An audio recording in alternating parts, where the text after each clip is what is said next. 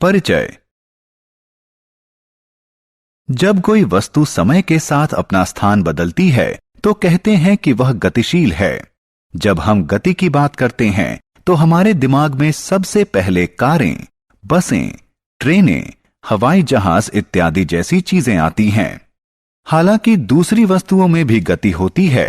एक बड़ी दीवार घड़ी को याद करने की कोशिश कीजिए।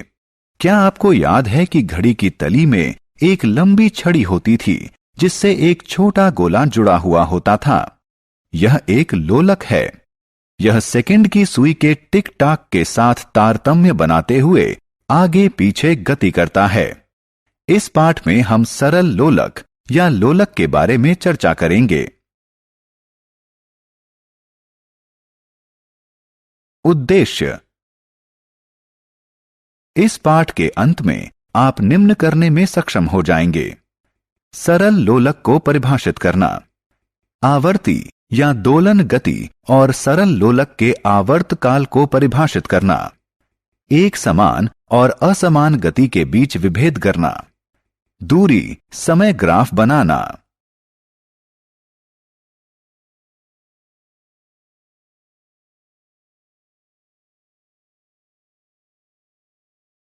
घड़ियां। क्या आपने कभी दीवार घड़ी को ध्यान से देखा है? एक साधारण दीवार घड़ी या कलाई घड़ी में एक वृत्ताकार डायल होता है जिसमें 3 सुइयां होती हैं। वृत्ताकार डायल 12 बराबर भागों में बटा होता है और प्रत्येक भाग 5 मिनट का प्रतिनिधित्व करता है। डायल को ध्यान से देखने पर आपको पता चलेगा कि डायल में 60 छोटे भाग भी हैं। एक छोटा भाग 1 मिनट के बराबर होता है। सबसे लंबी सुई जो सबसे तेज चलती है उसे सेकंड की सुई कहते हैं। यह 1 मिनट में एक चक्कर पूरा करती है। सबसे छोटी सुई जो सबसे धीरे चलती है उसे घंटे की सुई कहते हैं। यह एक चक्कर 12 घंटे में पूरा करती है। जो सुई घंटे की सुई से बड़ी और सेकंड की सुई से छोटी होती है उसे मिनट की सुई कहते हैं। यह सेकंड की सुई से धीरे लेकिन घंटे की सुई से तेज चलती है। यह एक चक्कर 1 घंटे में पूरा करती है। सरल लोलक।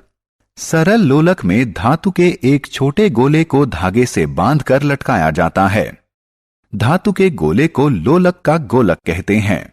धागा जिससे गोलक बंधा होता है वह नीचे की तरफ से खुला होता है और ऊपर के सिरे पर एक स्टैंड से बंधा होता है। जब लोलक गति नहीं कर रहा होता तो कहते हैं कि यह विराम अवस्था में है। विराम अवस्था की स्थिति को लोलक की माध्य स्थिति या साम्य स्थिति भी कहते हैं। सरल लोलक की गति।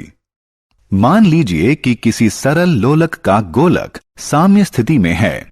यदि हम इसे किसी एक तरफ बाएं या दाएं ले जाकर छोड़ दें तो यह इधर उधर गति करने लगता है। किसी सरल लोलक के इधर उधर की गति करने को इसकी आवर्ती गति कहते हैं।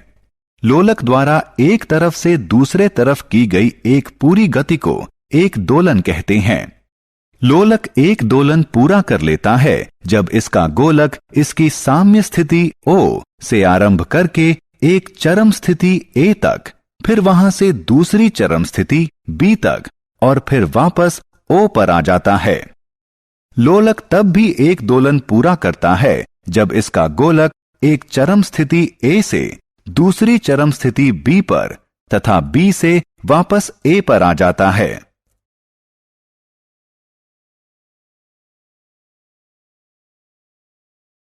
सरल लोलक का आवर्त काल।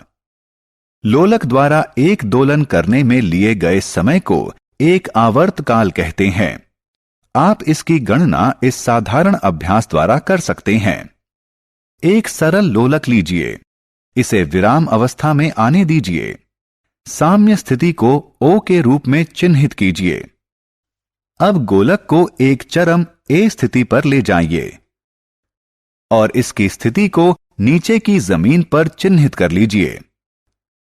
विराम घड़ी को चालू करके उसी के साथ साथ गोलक को छोड़ दीजिए। जब गोलक चरम स्थिति A पर वापस आए तो समय दर्ज कर लीजिए। इस गतिविधि को दोहराइए। इस बार माध्य स्थिति O से शुरू कीजिए।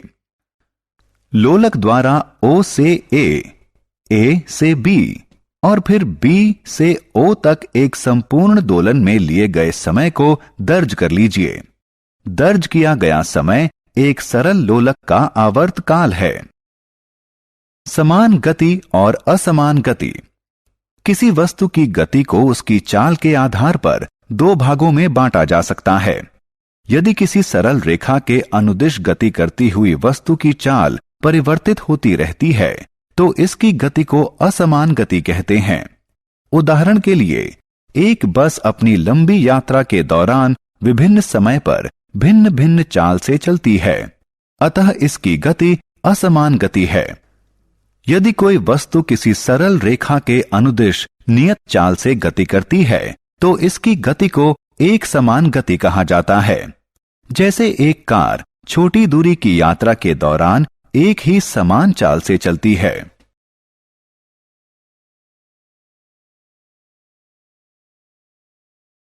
दूरी समय ग्राफ। वस्तु की गति को दूरी समय ग्राफ की सहायता से चित्र के रूप में प्रस्तुत किया जा सकता है। इसके लिए पहले x अक्ष को दर्शाने के लिए एक क्षैतिज रेखा खींचिए। फिर y अक्ष को दर्शाने के लिए एक ऊर्ध्वाधर रेखा खींचिए। इन्हें OX और OY के रूप में चिन्हित कीजिए। x अक्ष के अनुदिश समय का माप दर्शाइए और y अक्ष के अनुदिश दूरी का माप दर्शाइए। संबंधित अक्षों पर दूरी और समय के मान अंकित कीजिए।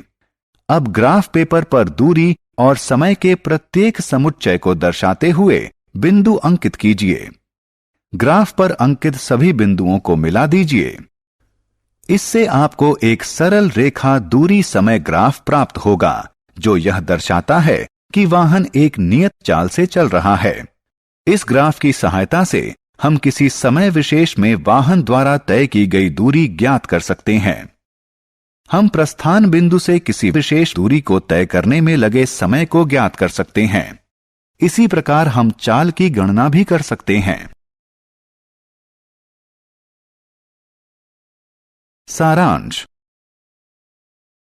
आइए हमने जो कुछ सीखा है उसे संक्षेप में दोहराएं। एक सरल लोलक के इधर उधर गति करने को आवर्ती या दोलन गति कहते हैं। सरल लोलक द्वारा एक दोलन करने में लिया गया समय सरल लोलक का आवर्त काल कहलाता है। यदि कोई वस्तु एक सरल रेखा के अनुदिश एक समान चाल से गति करती है तो इसकी गति को एक समान गति कहते हैं। यदि कोई वस्तु एक सरल रेखा के अनुदिश परिवर्तित होती चाल से गति करती है तो इसकी गति को असमान गति कहते हैं।